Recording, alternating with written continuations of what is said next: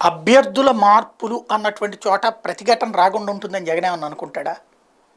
అనుకునేటట్టయితే అప్పుడు 23 మంది ఎమ్మెల్యేలు వెళ్ళిపోతే బతిమలాడాలి కదా! లేకపోతే మొన్న నలుగురు వెళ్తున్నప్పుడు బతిమలాడాలి కదా!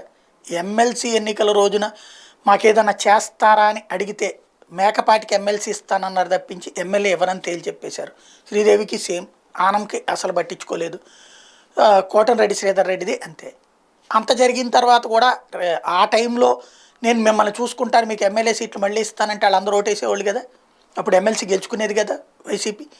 అక్కడే పట్టించుకున్నటువంటి మనిషి, తన పంతం నెగ్గించుకునే మనిషి, ఇప్పుడు మద్దాలి గిరికి అక్కడ విడుదల రజనీని పెడుతున్నారు కాబట్టి అతనికి ఆర్యవైశ్య సంఘం తరపున ఆందోళనలు, లేకపోతే ఆళ్ళ రామకృష్ణారెడ్డి కోసం అక్కడ రాజీనామాలు, ఇట్లా చూసుకుంటే పలు చోట్ల తిరుగుబాట్లు ఉంటాయి. మోపిదేవి కోసం మొన్న జరిగినటువంటి గొడవలు, దానికి అణచివేయడం ఏముండదు, పట్టించుకోరు.